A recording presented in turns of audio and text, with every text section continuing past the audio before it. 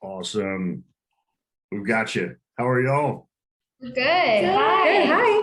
Good. Hey, so this is Chalk Talk 003. And man, I love this thing so much, but I also know Milestone well enough that I always think it's great to slow down and just kind of say, hey, let me tell you what I think's happened, and you tell me what you think's happened, and let's talk about what we get to do next.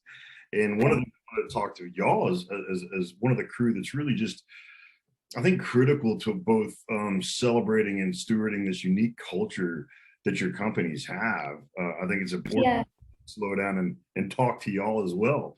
So can I get like 15, 20 minutes of y'all's time? Love it. Absolutely. Let's do it. Perfect. Well, so the origins of Chalk Talk, man, I don't even know if y'all know kind of my relationship with Milestone and when it started. Man, it started years ago. And one of the principal ethos of the United States military, and particularly the special operations community, is always raise an environment where it's always humans over hardware. And there's always a recognition that without great talent, your technology almost doesn't matter. And when I was first getting out and first starting to be around the business environment, frankly, I ran into organizations where it just flip-flopped. There was technology at the expense of talent, and there was hardware at the expense of humans. And I remember, obviously, one of the first ways I got to know Milestone was the way most people get to know Milestone. You know, need something fixed, I need it fixed in a flash, right? You know, and then I was just so impressed with just the talent that came out of my house. And I had an opportunity to meet Gus, and man, there was just this kind of instant connection. And one of the things he said to me I thought was so cool was he goes, hey, I need you to come to one of our family breakfasts. I love that. I literally thought he was asking me to come to like breakfast with his like uncle. Family breakfast. And then I pull up as a Garland kid. You know, I grew up in Garland and South Garland High School in 1992. So I'm familiar with Garland. So one, I get to go back home to Garland, and two, I pull in this hotel and I'm like, oh, it's a metaphorical family, because here's all these Milestone trucks and all these men and women. And what I thought was so cool is there were, you know, technicians that had kept their kids out of school for the morning and went to breakfast with their company. And I was just so impressed by that. And it was really one of the first times that I ran into an organization that shared the same humans over hardware philosophy that I'd kind of grown up around in the special operations community. And when you're coming off the battlefield into the boardroom, you can feel lonely. You can feel like people don't feel the way you feel about people, right? And we're one of the first times I was like, man, these people care about their people. And also it taught me to really re-examine everything Gus tells me to make sure it's not just literal, is it metaphorical? Is it like, what are we talking about here, right? And obviously that first time, and I think the family breakfast is maybe one of the things that it seems to me from an outsider's perspective that's one of the things that y'all enjoy the most when you have the ability to do it. Is that right? Is that a correct assumption on my part? Yes. Yeah, absolutely. For sure. They're awesome. They're really special. What are some of the other things that, what do y'all enjoy most about the family breakfasts, and obviously ultimately getting to a point at some point in time where we can have those again more frequently and consistently?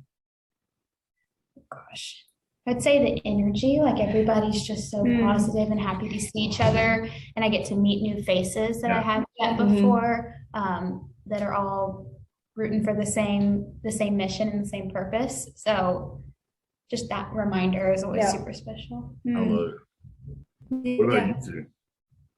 I think everyone just leaves, kind of like to your point, like leaves with this found energy, like all in this goal, all in the same mission, do different things, but we're all doing it for the betterment of a company who's working towards just making it, you know, reigniting that fire within. Yeah. And to go out and just be the best they can be. I think I totally agree with both of you guys. It's interesting. I think there's two things that I really like about our family breakfast. One, I'm on the recruiting side, and so you don't always get to see, we have, even though we are a family, we're multi-location. So it's like, I like to say it's one house with many rooms. And so sometimes you don't get to see those faces that you might have originally. Right. Yeah. So it's an opportunity to reconnect with people you might have originally had a conversation with, or saw them on their first day, but to get to see them 6 months from now and to buy into the vision of what you've sold on the phone is really interesting. And then in addition to that, I would say something that we do really well at the family breakfasts is speaking to, I would say, where we're at and where we're going as a company and our vision and making sure that we're all in alignment of what that looks like. And then also how we're impacting our people and what we've done this year so far. So we have something called M Cares that we spoke about at our last family meeting, and it was essentially going over, hey, this is a fund that our employees are donating towards to help people if something happens. And it gave us an opportunity not to be like, hey, I'm giving all this money, but really who is it impacting and the stories that are behind it. So I loved it. I love that. I also love the formal informality of it. I mean, it is a family meeting. There's awards, there's marginal abuse. It's a popular abuse. It was so intentional and so thoughtful and such a celebration, but it wasn't celebration at the expense of forward progress and momentum. One of the things, when I talk about pursuing elite, one of the things y'all have heard me say is there's a difference between being excellent and elite. And excellence is this X on a map, and elite is this miscovered ridge line that only certain people are willing to go to. And so the difference between being excellent and elite is, are you done or you're not done yet? And one of the things I watched y'all do, and I watch y'all do culturally, and I watch you do it specifically at the breakfast, is you almost accidentally go into the process that I use. I get asked this question all the time. I say the difference between being excellent elite is, do you relax or do you reload? And people universally go like, well, hey, I want to reload. But then the next natural question is like, well, how do you reload? And I used to go into my notes, and one of the ways that I describe this concept of reloading is Hell Week. So when you see a Hell Week, Hell Week is this legendary part of the SEAL training process, and you have never seen a more anticlimactic celebration than Hell Week being over. You're up for 5 days, you're getting beat. So people are like, Hell Week secure. Man, there's no hugs, there's no high five. There's just a bunch of guys like, oh, good. Yeah, I'm so tired. Right? Like you just don't want to. But one of the things is you're trotting off to sleep for the first time in 5 days. Is it starts again on Monday. And so one of the things you got to realize is like, hey, how can I be ready to do that? How can I go? How do I reload? Right. And for me, the process is very simple because I had to do it as an athlete on the ball field and I had to do it as an operator on the battlefield. And what I've seen is it still works in the boardroom and even at the breakfast table. And that process to reload is simply this. You have to review. You have to look at the thing you just did. And you have to ruthlessly inventory it through the lens of angles and allies and advantages. I'm like, hey, we're going to get smarter, faster, better, stronger, right? That's the angles piece. A lion looks lazy till it's coming at you, and then it just ascends into this perfect version of who and what it is. Great white sharks look lazy until they're coming at you. You're like, oh, that's what that was built for. What apex predators know is they're going to have to burst, and they never know when. So you're going to have to ascend in this peak version of yourself to defend your territory or take down your prey, and you never know when. So there's this constant harvesting of energy. There's this constant optimization. There's a willingness to look at how you did it last time as a platform for how you do it next time. And that's one of the things I've seen y'all do, and not just in the family meetings, but just kind of regularly and consistently. The other thing y'all did is, and you got to rest. You got to celebrate rest. 2/3 of performance is a machine. It's our body and our brain, and our body and our brain run by the same rules that every other machine runs. Like our phones aren't asleep when we shut them off. They're just doing what they could do when you're not messing with them. And when you celebrate rest and we celebrate recovery, you give your chance to recalibrate as a professional, as a performer, right? And the third thing is you got to recover. So you review, you rest, and you recover. And recovering is if rest is recalibration, then recovery is recharging, right? And when you figure out the song your soul, your body, your mind sing, now you can begin to recover. You can recharge yourself. Like for me, if I drive in a truck to nowhere with my daughters, listening to their music, it recharges me in a way that very few other things. If I get 30 minutes driving nowhere with one of my daughters, listening to the music and I hate their music, but I love why they love their music, right? And I get to hear why they love their song. And that's what I love. And it's like pressing the nitrous button in Fast and Furious, man. It recharges me so significantly because I know how my body and my brain and my mind work. And so we have to review, we have to rest, we have to recover. And this is where, over the first organization I saw do this, you have to revel. You have to celebrate. And if recovery is individual recharging, revelry is communal recharging. And that's what I've seen y'all do so well. It was this collective recharging. And it was almost as though y'all went into the process that we use to, hey, how do we review? How do we celebrate rest and put things in the right spot? Hey, there's 4 maps: ball field, battlefield, boardroom, breakfast table. This is boardroom, but your breakfast table is important to us, and your mental and physical performance is important to us. And then how do you incent recharging? Hey, bring your family here, right? And that's like, it's literally like you got a technician and their spouse and their kids, right? And then one of the things I thought was really cool is you revel, you celebrate each other. And sometimes revelry is acknowledging the great things some people did that you love. And sometimes revelry is making fun of people that you love that did things that weren't so great, right? And to be able to do and just say, I still love you, just don't do that again. And it was really, really cool. And it really kind of led me to this dilemma that I've been able to kind of recently solve with the concept of the Chalk Talk. It's such a privilege when I get an opportunity to go and speak to a company, because at the end of the day, the only thing that leaders really have is they have time and talent. They have their time, they have their talent, and they have the time of their talent, right? And when someone entrusts you with their time and their talent, it's a really, really big deal. So I love it. It means a lot to me. I hope to always steward it, but there's a couple things I don't like about speaking. And one thing I don't like about speaking is I'm talking at people, I'm not talking with people. And I also know in that audience, there's probably a couple hundred people I can learn something from. So that's why for me, the Q&A is so important, because I get to learn from someone through the questions they ask. And there's never enough time for a Q&A. And then there's never enough time to visit in the front of the stage afterwards. So I never get an opportunity to learn from the people that had to listen to me talk. And so Chalk Talk was this natural way for me to go back and visit with the people who had to listen to me talk so I can learn from them, right? And use this kind of shared framework called PursuingElite. And I love this. Like the first Chalk Talk we did, I don't know if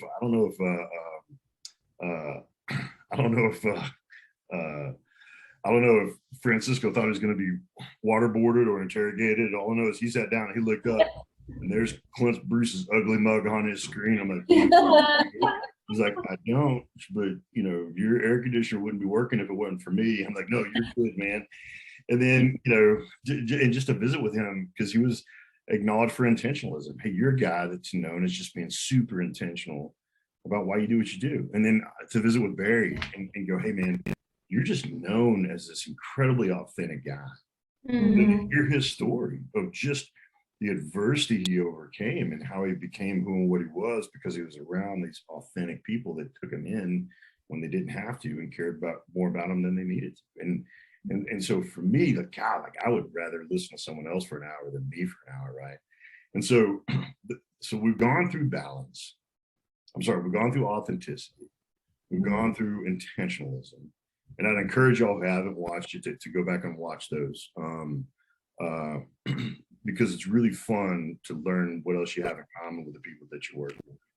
And then, we've got tribalism, we've got curiosity, and we've got balance coming up next. Mm-hmm. So I'm excited about that. Here's a question for you guys. How do you see balance, this concept called balance? And balance is, having high ground for hard days. Because here's what elites know. They know they're going to have a hard day, and they never know when. So they have to pre-invest in those faith and family and friends that they know they're going to need, and they never know when. How do you see culturally, and how do you see your people doing that on a daily basis? Because in some ways, you got the best seats in the house, because you get to see at a strategic level all the thousands of representations of this thing called balance, organizationally and internally and externally. Mm-hmm. It's a great question. I would say that I feel like our leadership team does an excellent job at trusting our team. If you need time for balance outside of work or some balance in work, that there's a culture that you can speak to that if you need it. So very welcomed and very encouraged and very trusted with what you say. So if I'm answering it correctly, I would say that's how balance is encouraged by letting you take charge of what balance you need in your life. I love that. I think that's great. What a great example of trust in your talent too. Like, hey, listen, we know you're going to work hard, and so when you need a chance to not work as hard, we need you to let us know. Especially y'all just with the freeze, and I mean, and literally y'all like firefighters. I would say a meaningful percentage of what y'all do isn't planned. Yeah, that was the majority of it is reactive, right? Yep. I would definitely, I think there's two parts to that. I would say our leadership does a really great, I think more than balance, it's finding your rhythm here at Milestone and understanding what that looks like, because certain trades in the summers, you might have to work very long hours. And so it's setting those expectations on the front end instead of people being blindsided on the back end as to what that might be. Yeah. And knowing that, your crazier or your more, your times for that recharge moment would be in the winter, for that specific trade, or in our other trades. Actually, one of our metrics that we look for during our operational meetings is ensuring that what percentage of guys are in a truck home by 5. So that's trying to find the data behind it rather than just being like, hey, this is what it is, and I think they're doing okay. It's like, no, are these guys really spending time with families? That's fantastic. That's really neat. That's the type of stuff that we do in the special operations community, is running data to make sure that, one, we know what the trends are, and then 2, know when there's a deviation, and 3, to know if that deviation is the new normal or if it's an anomaly, right? So like day in the summer, HVAC, you guys are gonna be blowing and going. In the winter, plumbing, suck it up, Buttercup. It's about to get sporty. But understanding those trends, it's almost like setting a batting lineup in a way as a baseball player. Yeah, and it sets the team member up for success too. When you let them know what to expect. Yeah, most of them know because they're in the industry, but just transparency. Y'all have never made any bones in my observation that that your talent is your technicians that are out in the field getting it done. I mean, I've noticed that from the beginning, and it's the same level of trust and confidence that our flag level officers gave us when we were going out doing the business and doing the work, right? The other thing that I think is really important, is probably one of my favorites to talk about, is curiosity. That's one of the things I've always noticed about people when they come out to my house or when I interact with them is, for me, when I talk about the pursuit points, balance, curiosity, tribalism, intentional, and authenticity, they're not linear, they're not sequential. The way I look at them is they're like 5 lanes on the interstate to where you say you want to go. Yeah. One may be more dominant than the other, but you got to know what's going on in the other ones, because you may have to switch lanes pretty quickly. So there's no one that's more important than the other, but I will say that curiosity is the catalyst for all the others, right? Because curiosity is the one that allows you to inventory where you are, where you said you want to be, and all the others. And for me, curiosity is so important. Because, and I tell my daughters this, I'm like, hey, there's words, there's work, and there's wins. And if you want to win, you got to put your words to work. Serendipity has more to do with success than most people think, but you can't win unless you put your words to work. And when someone's asking a question, it is one of the most direct ways to put your words to work. It's a declaration of, I'm not done yet. Because you're asking how to get better, faster, smarter, stronger. And the way I unpack courage is curiosity is courageous, because the only reason we don't ask questions is because we're afraid. I'm 47 years old. I've done some stuff. And to this day, when I'm around people that I respect and admire, I have a knot in the pit of my question, because I'd rather them think I already know. I'm afraid of the answer, the work that comes with the answer. I'm afraid of admitting to myself I don't know. I'm afraid of others finding out I don't know. Well, throughout all of history, that's a definition of courage, is action in the face of fear, right? So when you see someone asking questions, you're in the presence of courage. But beyond that, courage is a creator. It'll create a career that you're proud of. But that's one of the things that Barry talked about, is just fostering and celebrating curiosity. Hey, you're going to relearn what I already know, or I could just teach you once. Again, it's my obligation to help you know what I already know so I can get you where I am now faster, right? It's a creator, it's a catalyst. It's going to get you better faster. And it's a complacency killer because curiosity and complacency are incompatible. They're mutually exclusive. They can't be in the same room together, right? And that's one of the things that I enjoy most about interacting with milestone, HVAC, plumbing, garage. I mean, listen, I've broken everything in my house. So I've touched virtually all pieces of plumbing. I mean, I'll call Gus and like, hey, I just fixed my plumbing. He's like, you need me to fix it again? I'm like, yeah, can you send right away? Right. But there's this kind of persistent curiosity, and everybody comes out, they just radiate this. Hey, I'm not done yet. I'm where I'm now, and I'm getting there better. And I think that's something that y'all foster. And from a recruiting perspective, Yeah, it's like something that's what you look for. definitely. Mm-hmm. That's cool. So I'm excited that, and that's one thing about the Chalk Talk is with an organization like yours, there's no one person that represents these things in total. It's almost like a soup of the day. It's almost like, well, that's the one who just did something that, so it's, I mean, I don't know that I'll ever exhaust examples of balanced curiosity, tribalism, intentionalism, authenticity, and the Milestone family of brands. It just doesn't seem likely to me.